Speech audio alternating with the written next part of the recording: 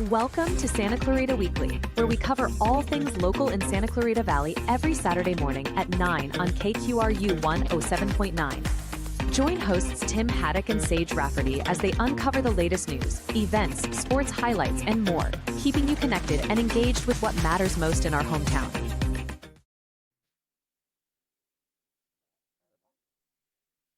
All right, so welcome back for another edition of Santa Clarita Weekly with Tim Haddock and Sage Rafferty. I'm Sage, he's Tim. You can listen to us on the radio at KQRU 107.9 FM on Saturday mornings at 9 o'clock, and we're also on TikTok, YouTube, and Instagram, and you can find us online at santaclaritastar.com.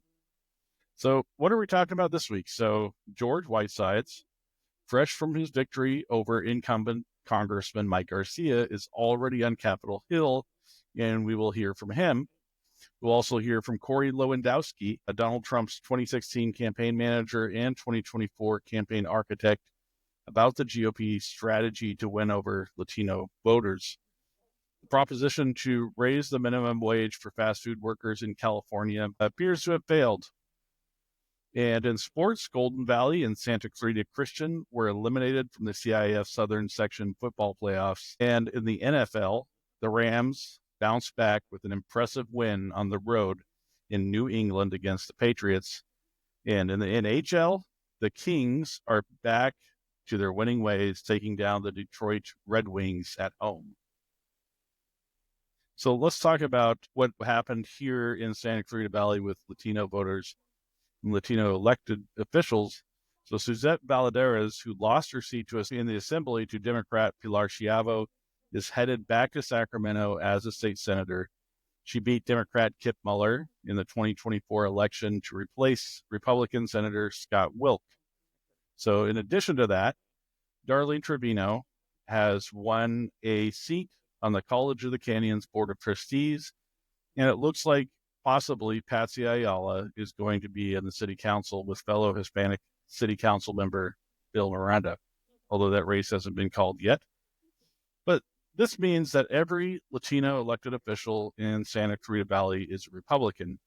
So using Cameo, we were able to ask Corey Lewandowski, Donald Trump's 2016 campaign manager, and about the GOP strategy to bring Latino voters into the party. And he also told me that he thinks that the fact that every Latino elected official in Santa Clarita Valley is a Republican means that we should see a shift of Latino voters away from the Democratic Party and to the GOP.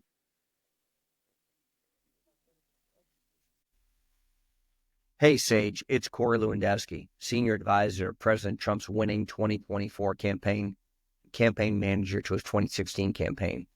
You wrote in asking a whole bunch of questions, so let me see if I can answer some of them. You write that we're seeing more Latina candidates running as Republicans, often with moderate stances. Is this part of the GOP strategy to connect with Democrat-leaning Latino voters?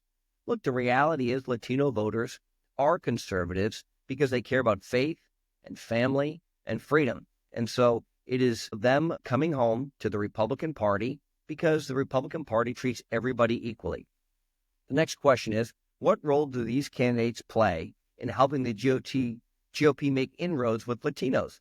Well, listen, we're a Big Tent party, and every candidate brings a unique set of skills and relationships and background to the ticket, and so we're embracing all of our GOP candidates with open arms, regardless of what their race is, their religion is. We want everybody to join a movement, which is to make America great again. It says here in Santa Clara Valley, the GOP has a number of Latino elected officials. Well, Dems have no Latino elected officials. How likely is it that we could see an exodus from the Democratic Party by Latino voters to the Republican Party? I think it's very likely because Donald Trump is treating everybody the same and giving everybody equal opportunities. And so, all right, so Democrat George Whitesides, fresh off his victory over incumbent Republican Mike Garcia, is already in Washington, D.C. for the transition. And after arriving in D.C., Whitesides posted a video to constituents in CA 27.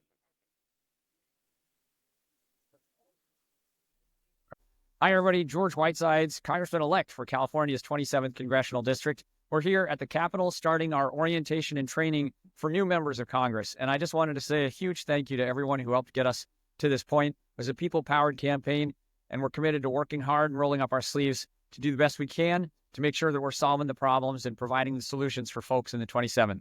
So thanks, everybody, and we'll keep you updated. Bye-bye. All right, so I'm going to turn it over to Tim, who's going to be talking to us about Prop 32. Tim, what's going on with Prop 32? Okay, so one of the propositions on the ballot this year was Proposition 32, and it was supposed to raise the minimum wage for fast food workers. It was going to go from $16 an hour to $18 an hour. It looks like it's going to be defeated. All the votes aren't in yet, but it looks like it is trailing so much that it's not going to be able to make up the gap.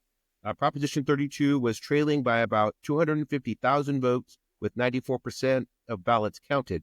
There are about 800,000 ballots left to count, but backers of the No on 32 campaign said the margin was too wide to overcome. They declared the measure they say would make the state's out-of-control cost of living crisis worse was defeated.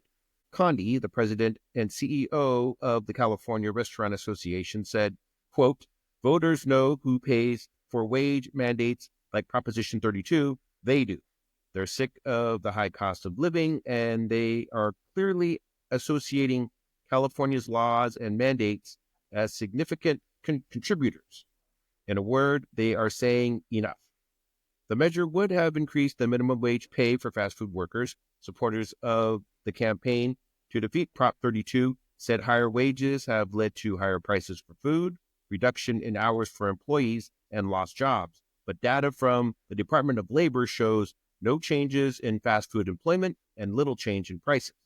So about 40 California cities and counties, including LA County, already have minimum wages higher than the statewide rate, which is $16 an hour. And 6 of them require a minimum above $18. All right, thank you, Tim. So you are listening to KQRU 107.9 FM in Santa Clarita. You can listen to Santa Clarita Weekly on Saturday mornings at 9 and on YouTube, Instagram, TikTok, wherever you listen to podcasts. So, Tim, can you tell us more about local sports? We mentioned it in the opening, but can you talk about the playoffs? Yeah, so football playoffs for all the high school teams are over. I mean, the playoffs are still going on, but the teams from Santa Clarita are out. All the teams in the Santa Clarita Valley are out of the football playoffs. Golden Valley lost in the quarterfinals of the CIF Southern Section Division 7 playoffs. They started strong in their game, but ended up losing to Warren 40-14 in the quarterfinals of the Division 7 playoffs. Jamison Torres had another big game. Jamison Torres scored both touchdowns for Golden Valley. The Grizzlies led 14-7 at halftime, but Warren scored 33 unanswered points in the second half and shut out Golden Valley the rest of the game to advance in the playoffs. Rushed for 46 yards, caught 4 passes for 61 yards, and caught a touchdown pass. Jordan Flores was the leading receiver for Golden Valley with 4 catches for 89 yards. He ends his career at Golden Valley as the leader in rushing and touchdowns. He rushed for 1,620 yards and scored 24 touchdowns in his senior season. He rushed for over 100 yards in 9 games and caught 30 passes for 295 yards. He also racked up 2,143 all-purpose yards during the season. Golden Valley was 9-3 and finished in 3rd place in the Foothill League. Warren will play Peninsula in the semifinals of the playoffs. Santa Clarita Christian, they bowed out of the CIF Southern Section 8-man Division 1 playoffs. Santa Clarita Christian reached the semifinals of the CIF Southern Section 8-man Division 1 playoffs for the first time since 2010 and lost to Flintridge Prep 42-24. Aiden Rapley threw a touchdown pass, rushed in for a touchdown, and finished the game with 151 passing yards. Waldron caught a 51-yard touchdown pass for Santa Clarita Christian, and running back Jonathan Bolter scored 2 touchdowns and rushed for 137 yards. Santa Clarita Christian ends the season with an 8-3 record. Flintridge Prep, the top-seeded team in the playoffs, improved to 9-0.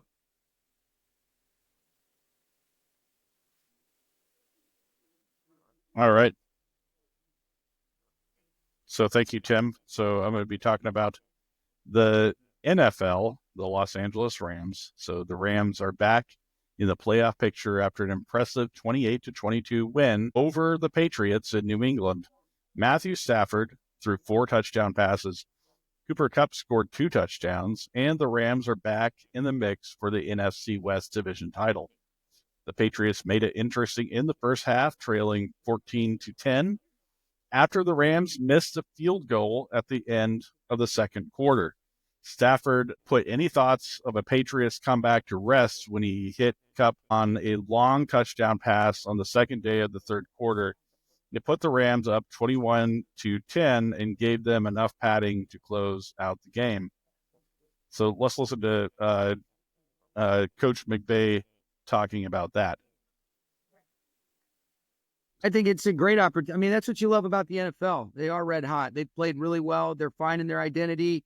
They've got great playmakers, coaches, and scheme. So they're checking all the boxes of what really good teams do. And so that's what's a great challenge. I think it is a very similar situation to what you alluded to with our Thursday game earlier in the season. That team was, they had a huge point differential. They were really dominating teams. They had a back and forth battle that came down to the last possession against arguably a team that's playing as good as anybody that led to their first loss. But every game is such a unique thing. And really, we got to be at our best to be able to give ourselves a chance to compete. We got a lot of respect for this group. But these are the moments that you love as a competitor. This is what's the best part about the NFL. I've been really pleased with our group's ability to get themselves back into the fight, winning 4 of 5. There's been different and unique ways that we've done it, but I think there is an element of learning how to be able to finish games and come away with the results you're hunting up with the amount of youth that we have. And they take all these lessons in stride. I think some of the veteran players have done a good job. And I think, I've been really pleased with our coaching staff's ability to be able to figure out, all right, how do we adjust and adapt? And what I am hopeful for that we'll see reflected starting from yesterday and, hopefully it continues on for the rest of the season is that we have some continuity at some of these spots that we haven't where we can kind of start to build on things. Because I think that's big. That's what you've seen, why this team's playing as well as they are. And we love it, Gary. I love it. I'm excited for the challenge, and it's going to be a damn good challenge for sure. You guys have gotten to know each other more, and that sort of relationship has deepened between quarterback and coach and knowing what he's capable of. Sure. I mean, how is that particular set of, I guess, autonomy and trust grown between you two, but then also that problem solving in those moments grown? Yeah, I think it's like anything else. Like, repetition is the mother of learning. Well, with experience together comes that repetition. So there's experiences we can draw on or conversations we can have where there's an understanding. I think the cool thing that we've always had a pretty seamless rapport. We've always seen the game through a similar lens. And I think that was an immediate connector between us when we got, together in 21. And so we're thinking a lot of the same things a lot, but most importantly, it's what he's comfortable with. All right. There's a plethora of examples where you're saying, well, we could do all these things, but what are you the most comfortable with? And there might be options when we anticipate things, Jordan, where even though he can't communicate back to me, I say, all right, hey, this is what we're expecting. These are 1 or 2 or even 3 options that we can handle if this does present itself. Give me 1, 2, or 3 in terms of what you want me to attach as a possibility. And he gave you the 1, 2, or 3. I said, hey, well, whichever one you like, that's what we're doing, big boy. And so that's kind of how that goes. But it's like anything else. You're not naive to the fact that he is a rarity in terms of his ownership, his understanding how smart he is and the way he's able to process things. But it has been a fun evolution and through experiences, both, challenging and positive. I think we've gotten more and more on the same page. So Stafford has 370 touchdown passes in his career and passed Eli Manning for the 10th most in NFL history. So Puka Nacua also caught a touchdown pass. Having both receivers back and healthy gives the Rams a fighting chance to move up in the NFC West. The Rams have won 4 of their last 5 games after starting season 1-4.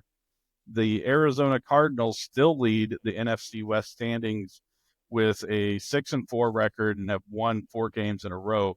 The Rams are tied for second place with the other 3 teams in the division, the Seattle Seahawks and San Francisco 49ers at 5-5.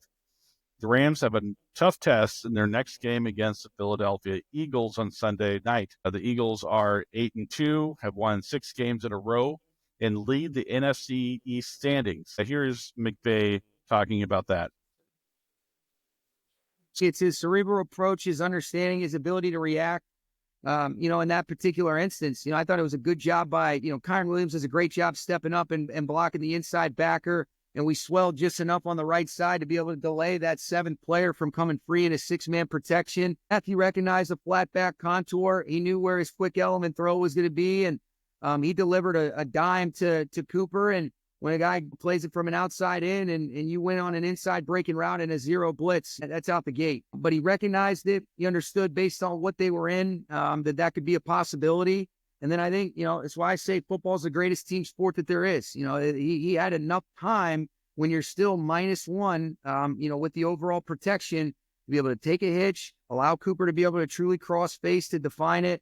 And that's what led to a big time touchdown for us. But that was awesome. And, it's cool because he doesn't need to wait to get to the pictures coming off the sideline to have a lot of that dialogue. So whether it's good things or things that we want to be able to correct, he's able to seamlessly have those conversations and accelerate that process. He's a stud. And that was a big time play by he and Cooper. And I thought the offensive line and Kyron deserve a tremendous amount of credit because they were bringing 7 when we had 6.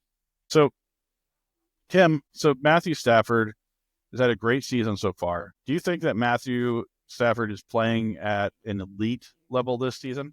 Well, this is the reason the Rams got Matthew Stafford in the first place. Is they know he is one of the top quarterbacks in the league, and he might be a little older and has a little more wear on his body, but he's still one of the best quarterbacks, and there's no question about that. And him on the team, with him on the Rams, team is going to be at least in the conversation for playoffs. And once they get in the playoffs, they can do some damage. They can win some games. And I don't know if this is a Super Bowl team, but they have shown in the past that as long as Stafford and Cooper Kupp, and now they got Puka Nacua, if the offense can generate some points, they're going to surprise some teams, and they can be a good team. So yes, having Matthew Stafford on this team, and it doesn't surprise me that he's playing at this level, but he's the reason the Rams went out and got him, because they wanted this team to be a playoff team and to be in contention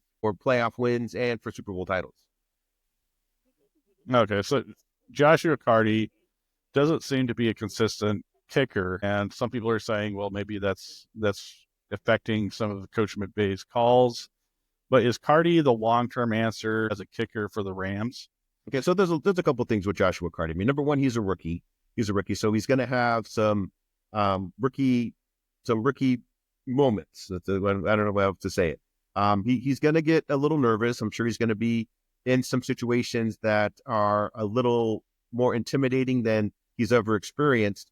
But for the most part, he's been a consistent kicker. He's missed a couple of field goals in the last couple of games here, and they should have been easy makes for him. So who knows why he's making these mistakes right now? Maybe it's changing weather, maybe it's the travel, and it could just be that he's been being a rookie. These are things that rookies go through in their first seasons. Is they're not used to playing as many games, they're not used to playing in as many cities, they're not used to traveling as much as they are in the NFL as compared to when they were in college. So there could be a bunch of different factors, but I don't think Joshua Carty is the reason why Sean McVay is making certain decisions during games. I think he does have confidence in his kicker, and I think he understands that his kicker is going to, like I said, going to have some rookie moments. So I wouldn't be too worried about it. I think Joshua Carty's gonna be fine. I think the kicking game has been fine. I just think it's in a little bit of a slump right now. So what do you think the biggest weakness is in the Rams offense? I mean, are they as explosive as they need to be? It's a thing, that the Rams offense has been fine, and it was having a weakness. When it did have a weakness, it was when Cooper Kupp and Puka Nacua were out with injuries. And now that they're back, and now that they have their two best receivers in the lineup, this offense is one of the best in the league, and it's shown. They can score points in bunches. Puka Nacua and Cooper Kupp can come up with big plays, and they do. They've done it. I mean, Cooper Kupp had a big, almost 70-yard, 69-yard touchdown reception against the Patriots, and Puka Nacua and Cooper Kupp both put up those type of plays in almost every game. So the offense has been fine. The offense has been clicking, and the only time it was down was when two of the best players were off the field, were hurt. So I have no doubt that the offense is going to be fine. The offense, as long as it's healthy, is going to be one of the best in the league.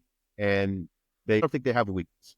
The receiving game is great. The quarterback game is great. The running game is great. And on top of everything else, their offensive line is getting healthy, and they're getting players back on the offensive line. So that's just going to get better too. So yeah, I have a lot of confidence in the Rams offense. All right. So let's switch sports. Let's talk about hockey. Los Angeles Kings. So Adrian Kemp scored 2 goals in the Kings' 4-2 win over the Detroit Red Wings at home. He scored both goals in the third period when the Kings were up 2-0 and is tied for the team lead in goals with 9. The Kings slipped a little in the standings with losses to the Calgary Flames and Colorado Avalanche on the road before beating the Red Wings. But Kings coach Jim Hiller said it was one of the best games his team has played this season. It was a good game. There were some stretches there, well, you guys saw it, where we turned the puck over and they were dangerous. So the effort was good, but there was I think we played better than that. Yeah, we gave them too much. But we played good. I mean, don't get me wrong, but we just gave them a little too much from that. Look at the way you guys started the game. The forecheck seemed to be going. What do you like about how your team played in that way early? Well, I mean, they played last night, so what was important, I thought, was that we jump on them quick. We were the fresher team. We haven't been the fresher team that often this year. And so I really liked the start. I thought we started like we were going to try to use that to our advantage with our forecheck, as you mentioned. So that probably put them on the heels a little bit. We've been there before. So that first period was our best period. You guys were credited with 31 block shots. Was that an emphasis for the team before the game? No, but it was just, partly, the fact that those didn't get to the net. They were more dangerous than 16 shots, right? So we blocked a lot. I thought they had some really good looks. David had to make not a lot of saves, but some high quality saves. So that's where you can say, probably offensively that was as dangerous as we were all year. But there were those times where, it could have went the other way, going in our direction. We've got good saves and good blocks and broke stuff up. Yeah, Alex did turn up into the play after the 3/4 mark, second Yeah. period, and the third. Was that just from the injury? He had a turnover right from the bench. Yeah. What was that about? Yeah, no, that wasn't it. I didn't talk to him before the game, but we had talked as coaches. We were just going to try to get him through about halfway through the game was our point. We had fresh forwards, so we were going to go down to 11. Actually played him a little bit more than halfway through because I thought he was playing well. But I just didn't want to push it too far. And I knew we could get through the last third of the game with rolling some different forwards through. So not based on his play at all, just getting him back up to speed. So the plan was always to kind of shut him down a little over halfway through the game. Yeah, my plan was. I didn't tell him that though because I didn't want to get him overthinking before the game. So I pulled him in and let him know that what the plan was once I finally took him out. How much are you stressing home ice taking advantage of that, right, especially early in the year? Oh, well, I mean, I think every team probably has the same plan. Your best chance to win is your home games. It's a hard league. And if you can get, the crowd does a really good job. If you can get good energy and get on a roll, those points are the easiest you're going to find. And there's nothing easy about it, but those ones you got to put in the bank. Well, specifically after he had to start the year on the road as well, right? Right, yeah. So we have to make up, I guess, probably 5 games now, I think, if my math's right. So, yeah, it's a chance to take advantage of that. That's why we said, about the start, we're 9-6-3. Probably that's where we should be, and we certainly will take it after playing all those road games. So Kemp's second goal was an empty netter, but it was still good enough to match Alex Leferrier for the team lead, and Mikey Anderson and Tanner Janet, back from a 3-game suspension, also scored for the Kings against the Red Wings. Anderson said he had a lot of help scoring his goal. Said it was a lot of jumps, especially from up front. They made it hard on their D. Knowing they had a quick turnaround, it was trying to get out fast. So I thought our forwards helped the D be able to make it a little more frustrating, but I thought they did a great job. Like the starting hasn't been a problem. Finishing has. You guys seem to never let up, knowing that they had played the night before. Was that a bit of something? Yeah, even if they don't, though, it's starting good, step one, but you want to make sure you can keep the foot down. So obviously maybe we get a little greedy and maybe try and make it a little more complicated than it needs to be sometimes. But today I think everyone was all on the same page and obviously got the result we wanted. You guys know Jacob Moverara very well. He steps in right from the AHL, delivers a pretty strong performance. What did you see from him? Yeah, typical Mo. He's awesome to have around. I think he came up yesterday, and everyone's excited to see him at the rink. Maybe not the loudest guy, but he brings a good energy that everyone likes having around. So we're happy we get to have him, and we're happy he's here. And I thought he was typical Mo for us today, which was good, nice, steady. But yeah, we're happy he's here. Mike, it looked like you caught Camp cheating on your goal. Do you think he saw you with the puck out? There's no way this guy's shooting it. You maybe caught him off guard. If he's smart, he would have thought Kevin. He would have thought it was going there. So. Yeah, I saw a little gap, gave it a go, and luckily it went in, so it's good. Talking to Trevor about how important Adrian Kempe is when he's going. For a defenseman, when you have a guy that's flying like that really likes to stretch the ice, I mean, how much easier is it for you? Are you looking for that kind of stretch play sometimes, or just firing it down ice and letting him chase it down? Yeah, I mean, obviously he's got really good speed, so whether it's him opening up space so we can skate a little bit, even if there's open ice and you know he's coming, he's loud where he lets you know he's there, so it can help for him to get an entry, make a couple plays. But I mean, he's been great for us. Obviously, he's Mr. Do It All now. He plays a little defense too, so no, he's big for us. We're happy we have him as well. The record here in this building has been so good so far this season, even going back to the end of last year. I mean, how important is it to take advantage with a stretch of these games coming up on your ice? Yeah, it's big. You want to have the advantage at home and play well in front of your fans, and get to use all the perks of being at home to your advantage. So I think everyone's happy with the way we've been so far at home, but I got to keep going with it and keep getting better. Thanks, Mike. Thanks, Mike. Thank you. Yeah.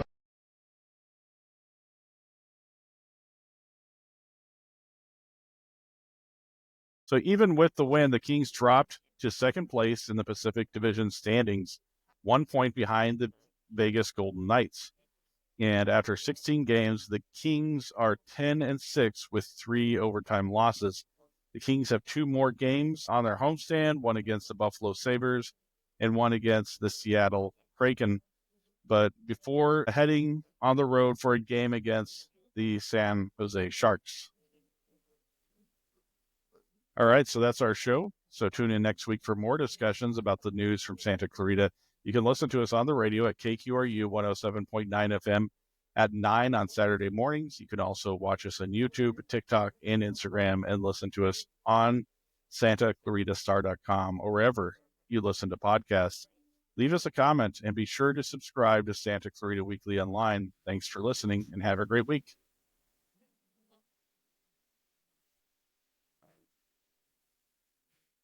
Thank you for listening to Santa Clarita Weekly.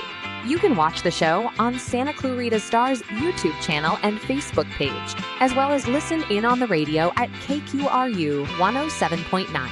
Visit SantaClaritaStar.com for more content and tune in right here to KQRU 107.9. A new voice for Santa Clarita.